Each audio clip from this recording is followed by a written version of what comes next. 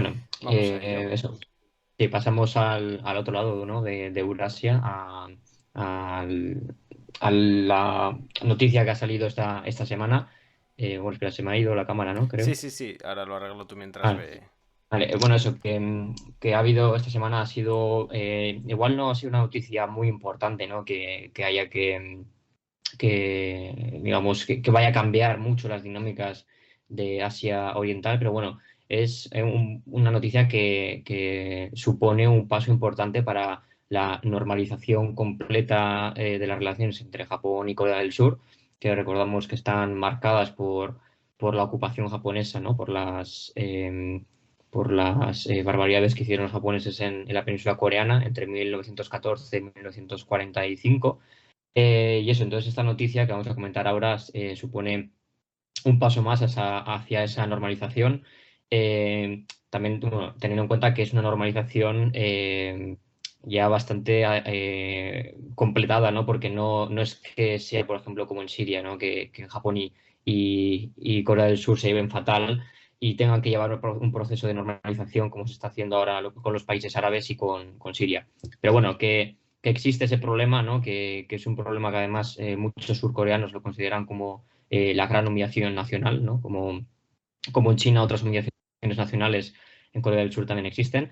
Entonces, bueno, eso que igual comento mejor la noticia porque me estoy yendo un poco ya por las ramas y bueno, pues el, el lunes o el martes, si no me equivoco, Corea del Sur anunció que tenía un plan para recompensar a 15 víctimas del trabajo forzoso durante la ocupación japonesa.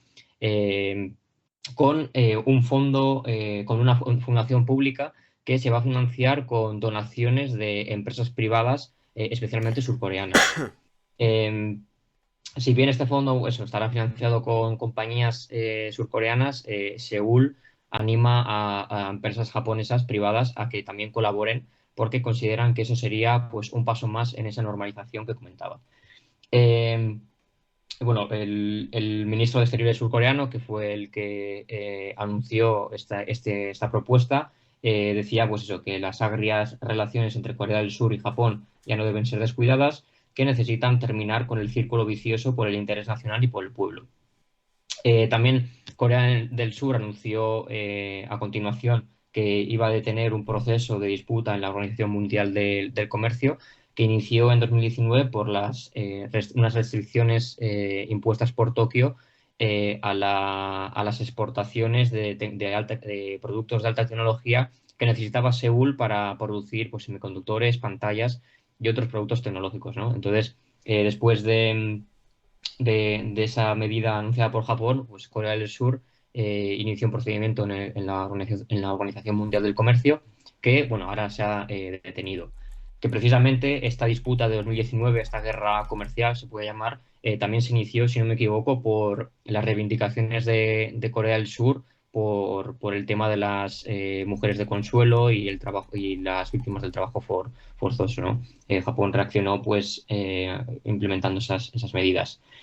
Ha habido protestas en Corea del Sur porque ya digo que esto supone, para muchos es una humillación nacional, las barbaridades que hicieron los japoneses durante la ocupación. Y incluso dos de las mujeres que han sido declaradas como víctimas del trabajo forzoso salieron a la calle en una movilización que se organizó y eso, para mostrarse en contra de esta propuesta del gobierno surcoreano.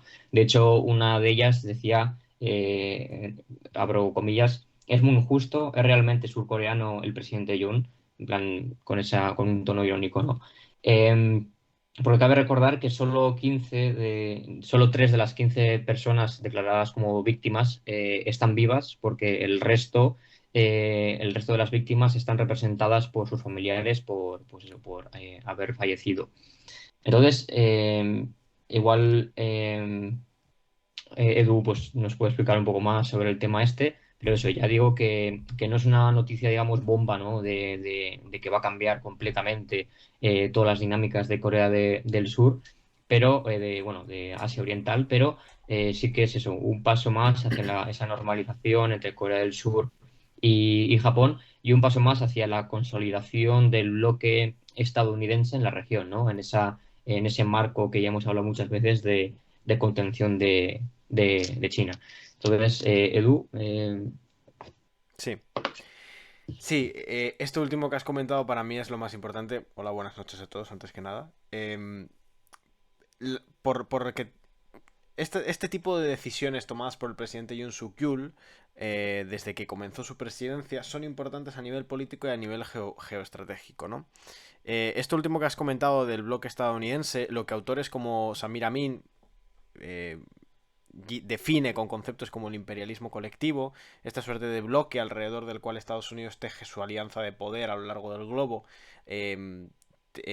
digamos, juntándose con potencias regionales, en Asia-Pacífico, y en particular en esa particular zona del Asia-Pacífico, encuentra en Corea del Sur y en Japón a sus dos grandes aliados en su estrategia de contención por la vía militar de China y de potenciales amenazas a su orden internacional como podría ser Corea del Norte. Entonces, lo que hemos comentado aquí en los directos es que Japón y Corea del Sur mejorasen sus históricamente deterioradas malas relaciones diplomáticas era absolutamente fundamental para la consolidación de este bloque. Como has comentado, no es una noticia especialmente disruptiva, en el sentido de que no modifica la estructura de alianza fundamentalmente, porque ya venía dándose esta alianza y porque independientemente de que entre Corea del Sur y Japón haya habido tensiones muy fuertes a lo largo de los años, la presencia de Corea del Norte y la presencia de China y la alianza que ambos han mantenido siempre en mayor o menor medida con Estados Unidos, siempre les colocaban de una u otra forma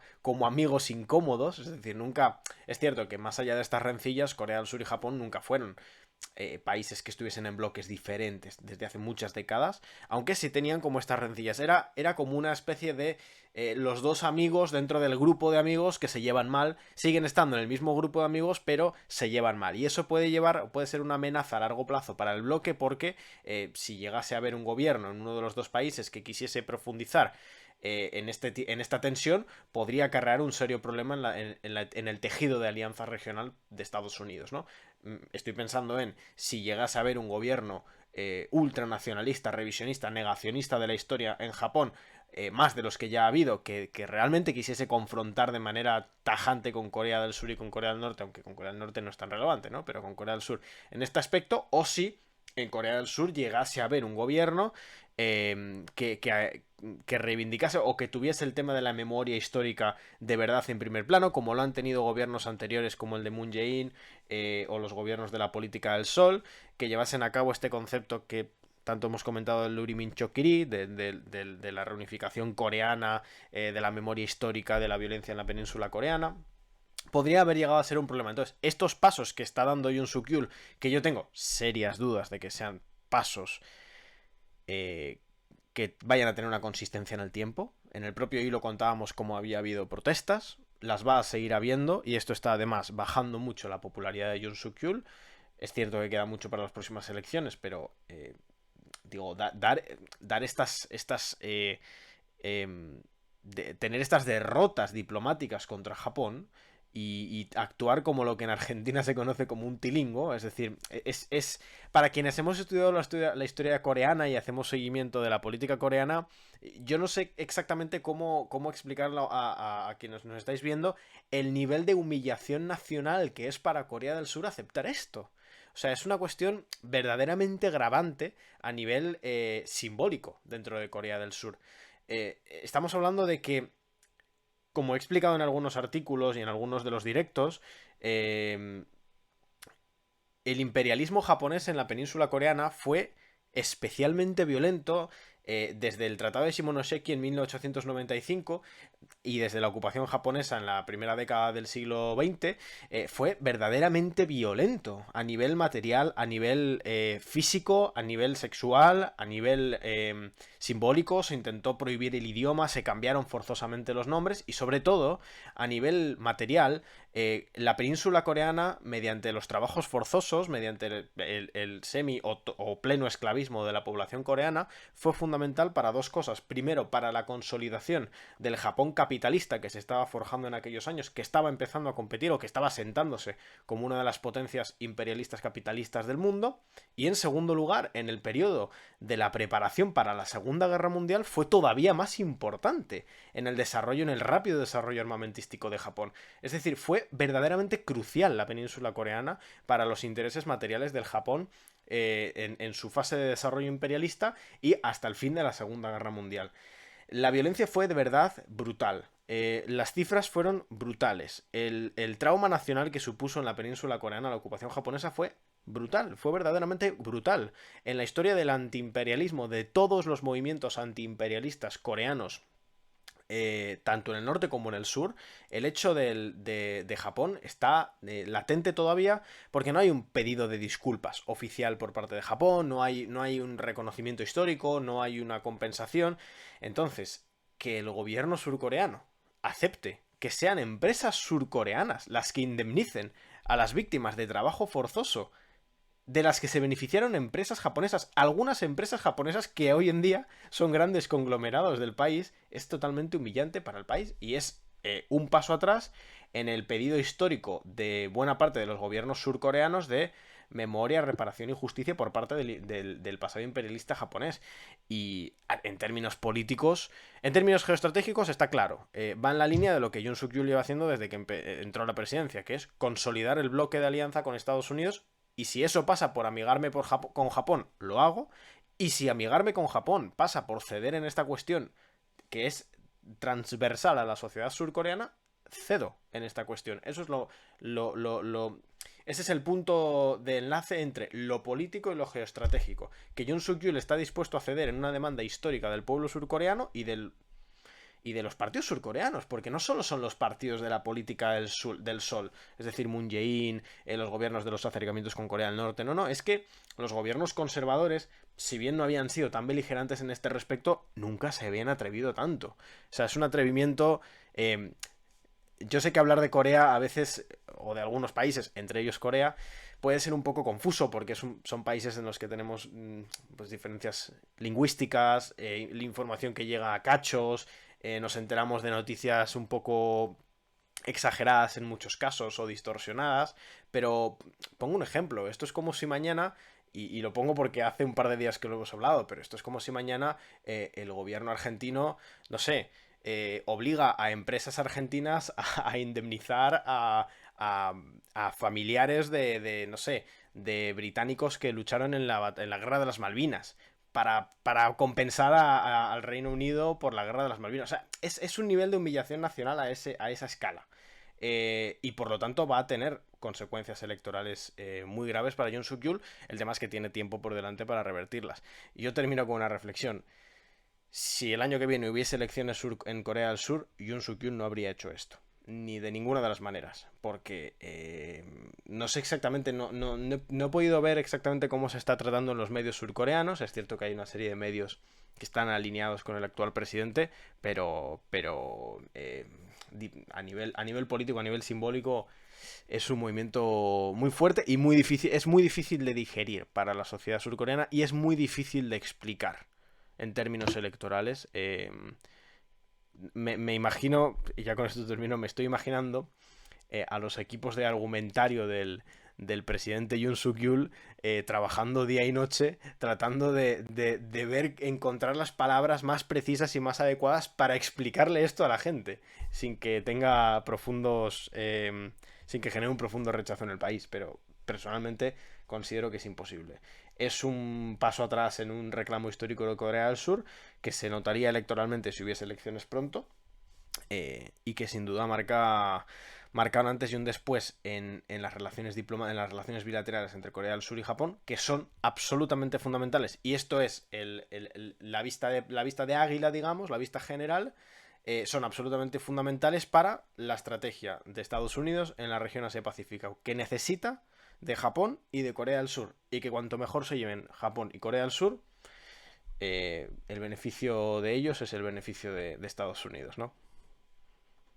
Sí, unas cosas para matizar también en el chat alguno ha dicho como que han pasado ya 70 años, que hacen sacando este tema otra vez, que es como si en Francia piden si tenemos que pedir los españoles reparaciones a Francia por la invasión de Napoleón. Bueno, que hay como un pequeño debate que, bueno, por lo menos es constructivo.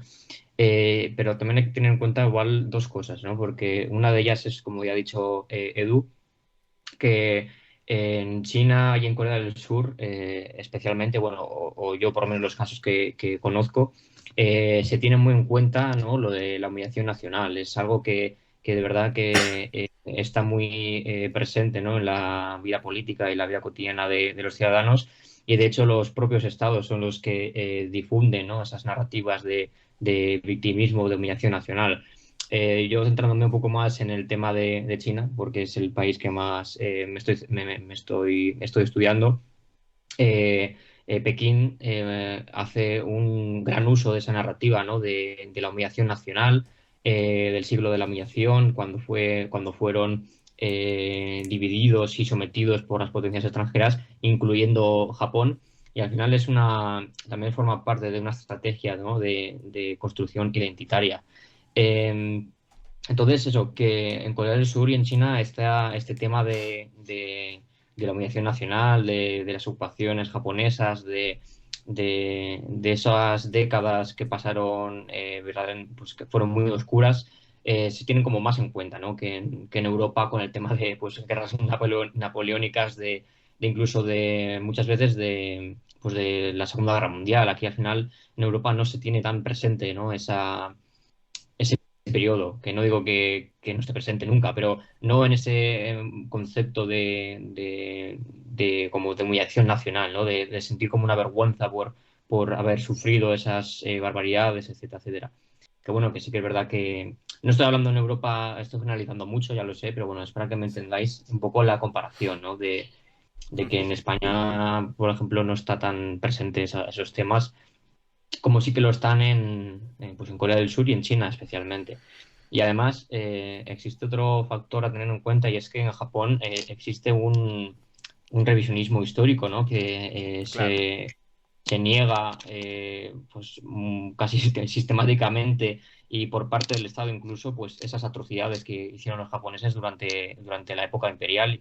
Eh, entonces, cuando una población, un país de verdad siente esa humillación nacional y ve que el país que ha llevado a cabo esas atrocidades lo niega o dice, bueno, que sí, no era para tanto, bueno, tal, ha sido hace muchos años, pues eso al final multiplica un poco ¿no? El enfado, como hemos podido ver ahora pues, en Corea del Sur con esas protestas. Eh, y por último, otra cosa que iba a decir, bueno, sí, que antes no lo he dicho, que Japón dice que todas estas cosas, todas estas problemas derivados de esa ocupación imperial con Corea del Sur quedaron zanjadas en 1965 con un acuerdo que firmaron ambos países, ¿no? Que entre las cosas que se acordaron era que Japón iba a conceder préstamos, como eran préstamos beneficios, no, préstamos, joder, bueno, préstamos con intereses muy bajos, ¿no? Préstamos, no me acuerdo cómo se llama, tiene un nombre. Y también hizo, creo que una indemnización de 300 millones de dólares, si no me equivoco. Entonces, Tokio dice que con ese acuerdo del 65 ya ha quedado zanjado el tema de las reparaciones, el tema de las indemnizaciones, que ya ha habido un acuerdo y que no tiene que haber más. Y por otro lado, la aportación a esta fundación pública que hemos comentado Seúl pretende que sean las empresas surcoreanas que se beneficiaron de ese acuerdo con Japón en el 65, sean las que financien la mayor parte de este fondo. Claro. Eh, Porque dicen que que fueron las más beneficiadas de esos préstamos japoneses y que son ellas, esas empresas, las que tendrían que pagar no sé si si la gran mayoría, no sé exactamente qué cifra deberían pagar, pero bueno, que esa es la idea, ¿no? Y esos tres puntos son los que quería matizar. Sí, yo también quiero responder a esa pregunta porque me parece un debate que es muy interesante y que además está en muchas partes del mundo. generalmente, para responder a este debate desde, o al menos para entender las posiciones de aquellos movimientos políticos o de aquellos partidos o de aquellos países o de aquellas sociedades que rechazan esta lógica de olvidar el pasado, yo creo que hay que responder a dos preguntas. Y esto aplica también, por ejemplo, para el pedido histórico de algunos gobiernos latinoamericanos a España de pedir perdón por el proceso de colonización del continente americano, ¿no? Del continente sudamericano. La reflexión que se hace desde estos movimientos, y que es un poco lo que se hace en Corea del Sur y en Corea del Norte, es responder a dos preguntas. Lo primero, en primer lugar, ¿se ha pedido perdón oficial? ¿Se ha hecho justicia y se ha reparado o se ha intentado reparar el daño? En el caso de Japón, con Corea del Sur, con Corea del Norte, con China y con otros países, parece que es evidente que no. No ha habido intentos serios de reparar el daño causado. Eso para empezar. Y ese es el primer gran argumento en Corea para reivindicar que esta herida no se ha cerrado, porque las heridas de violencia interestatal, es decir, cuando un pueblo, cuando un país oprime a otro país durante un periodo de tiempo, sobre todo si es un país muy poderoso oprimiendo a un país muy poco poderoso, porque recordemos que el Japón que ocupa Corea era un Japón verdaderamente pujante, era uno de los países más avanzados del capitalismo en ese momento, del sistema mundo capitalista en ese momento, uno de los pocos que estaba en su fase imperialista, y Corea era un país que todavía estaba transicionando de formas antiguas de feudalismo a una suerte de protocapitalismo, o sea, estaba en un estado de desarrollo económico y de desarrollo de sus fases productivas mucho menor, o sea, era un país débil, siendo violentado por un país fuerte, por un país mucho más fuerte. Entonces, no ha habido ese pedido de perdón. Ese es uno de los dos puntos. Y la otra gran pregunta ¿es relevante a día de hoy lo que pasó en su momento? Y me explico. No estoy haciendo la pregunta a nivel ético. Eso es una pregunta que cada cual la responderá como quiera. Me refiero a si es relevante lo que ocurrió para entender dinámicas de poder en el día de hoy. Y este es el argumento también que utilizan algunos movimientos antiimperialistas latinoamericanos. Porque el usuario que hacía la pregunta hablaba de lo de Napoleón hace más o menos 200 años. Claro, uno podría hacerse la pregunta. ¿El hecho de que Francia hoy sea un país del centro capitalista, desarrollado, avanzado, con altas tasas de índice de desarrollo humano, con una industria pujante, se debe en gran medida a que invadió España? Uno podría ir al análisis histórico y decir que seguramente no. Que aunque no hubieran invadido España, Francia hubiera sido igualmente un país de avanzada posición en el sistema mundo capitalista. Sin embargo, se puede decir que el continente europeo en su conjunto pudo desarrollarse, pudo tener la primera gran fase de desarrollo capitalista gracias al expolio del continente sudamericano. Probablemente, y según el cálculo de algunos expertos como Manuel Wallerstein o Samir Amin u otros, sí. Por tanto, tiene sentido todavía esa demanda, porque por mucho no es una cuestión de cantidad de tiempo, sino, entre otras cosas, es una cuestión de vigencia a día de hoy. Es decir, el expolio al continente sudamericano, por ejemplo, tuvo lugar hace varios cientos de años, pero sin embargo, de alguna forma, sus consecuencias todavía resuenan hoy. Es decir, el continente europeo no habría alcanzado la primera fase de gran desarrollo capitalista sin el expolio del continente americano. Pues eso es al mismo tiempo lo que los coreanos, y entiendo que también, que Ander lo confirme si no, pero entiendo que también los chinos dicen que es el Japón que se puso en una posición avanzada en el desarrollo de su capitalismo nacional y fue uno de los primeros grandes países capitalistas imperialistas del mundo, lo pudo hacer por el expolio material y por la violencia y por el semiesclavismo al que sometió no solo a Corea, también a China y a otros territorios, también a lo que hoy es Vietnam y a otros territorios. Esas son las dos grandes preguntas. Es decir, primero, ¿ha habido un pedido de perdón y un intento de resarcir lo que sucedió? En este caso no. Segundo, ¿es relevante a nivel histórico y para entender la posición actual de Japón en el mundo lo que pasó? Probablemente sí, porque Japón es posible que no hubiese alcanzado el nivel de desarrollo económico que alcanzó sin haber ejercido la violencia imperialista que ejerció sobre Corea. Lo cual difícilmente se puede decir del caso de Napoleón con España.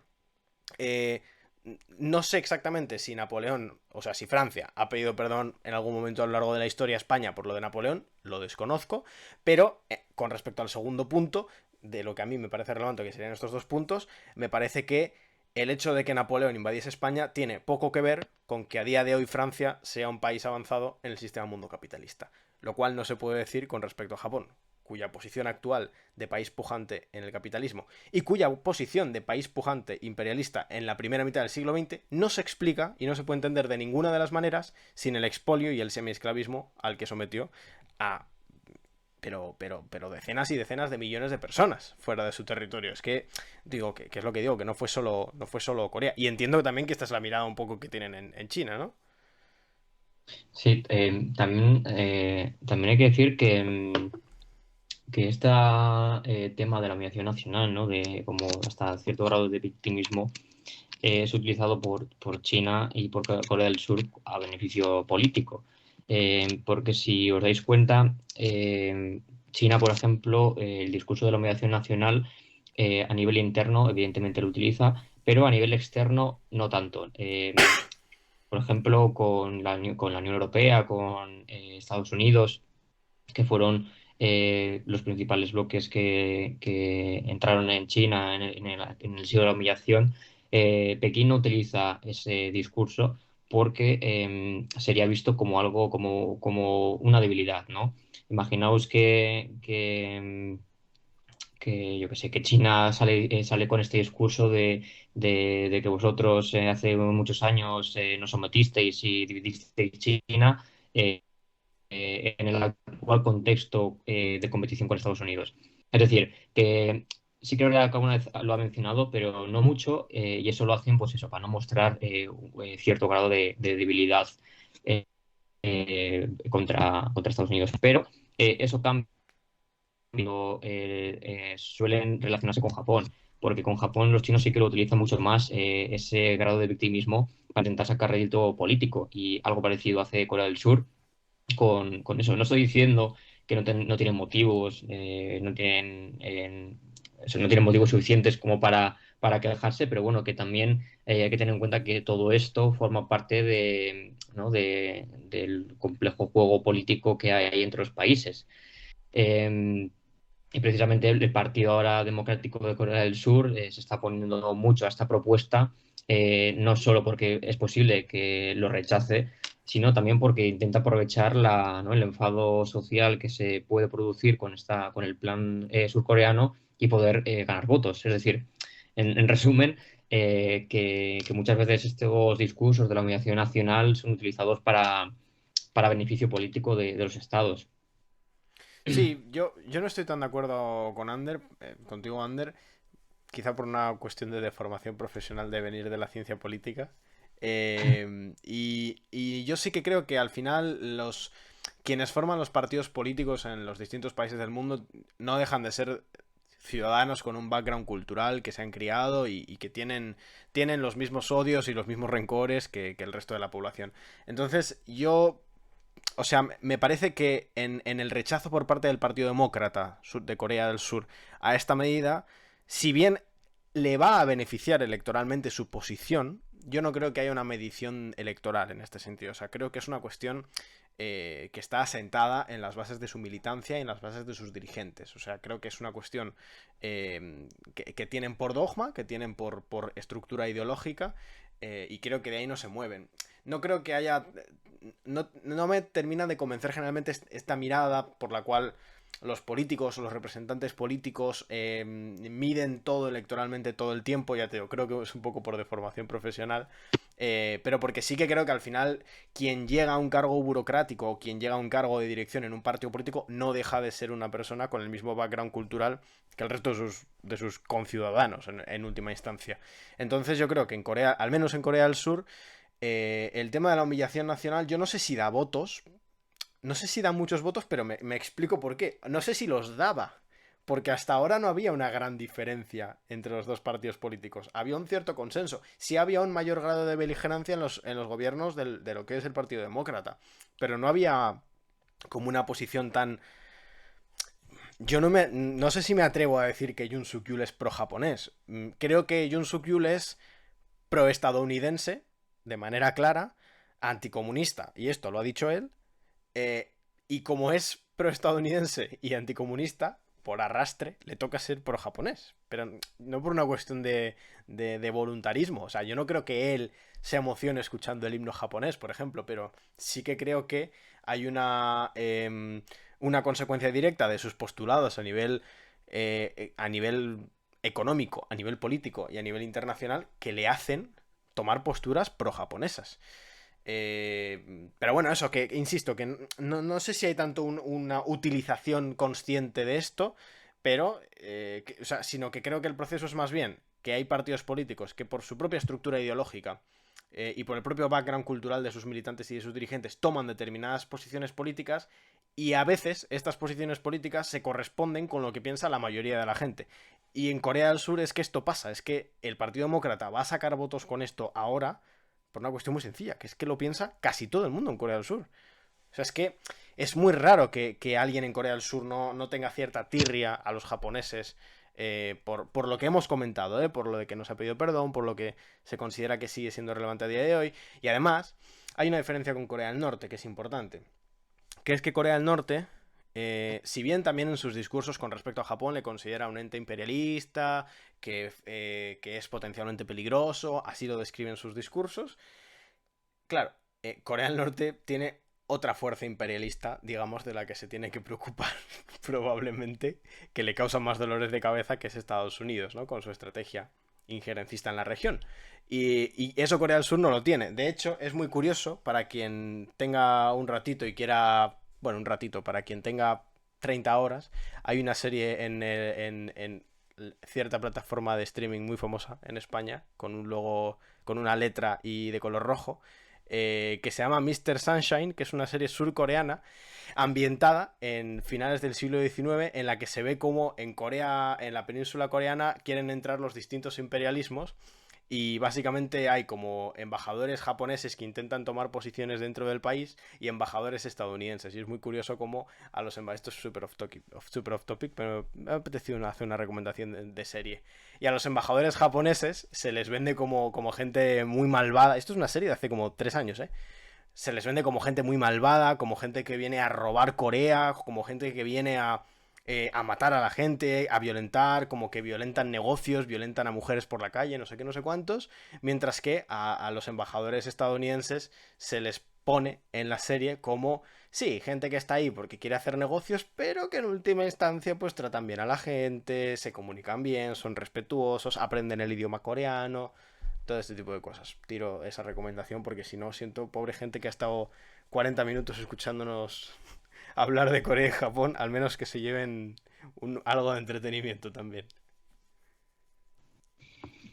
Y bueno, para matizar, una cosa que he dicho igual, no me he explicado bien, es que no decía que hasta ahora en Corea del Sur se ha utilizado el tema de la unidad nacional para sacar votos, ¿no? Porque como tú has dicho, al final las posiciones de los dos principales partidos políticos ha sido prácticamente la misma durante las últimas décadas. Digo más de cara ¿no? A las próximas elecciones o de cara a los próximos Sí, años, eso de totalmente. cómo ha habido una ruptura, ¿no? De ese status quo que había en torno al trabajo forzoso y a las mujeres de consuelo, pues yo creo que el Partido Demócrata sí que quería decir eso, ¿no? Que el Partido Demócrata va a intentar utilizar ahora eso ¿no? Para intentar, pues, no sé si sacar votos, pero bueno, intentar criticar al gobierno, intentar Y va a sacar votos con eso, va a sacar votos seguro. pero eso, como tú has dicho al final, en los últimos años hasta ahora la posición surcoreana ha sido relativamente estable, ¿no? Sí que ha habido igual algún momento en el que ha habido más reivindicaciones por parte de Seúl, pero bueno, que ha sido muy estable siempre. Pero eso, que más me refería más ahora, ¿no? Tras este anuncio, que si de verdad el enfado social es mayoritario y se amplía por todo el país, pues es una buena oportunidad para el Partido Democrático, ¿no? Que es el principal partido de la oposición, de criticar al gobierno y de sacar votos o de sacar simpatías. Así que a eso me Sí. quería referir. Totalmente, sobre todo ahora porque está bastante picada la situación entre los dos partidos, hay acusaciones de corrupción mutuas, bueno, que en parte es algo común en Corea, pero bueno, está la cosa bastante picada de cara a unas elecciones en las que queda muchísimo tiempo todavía para que sean.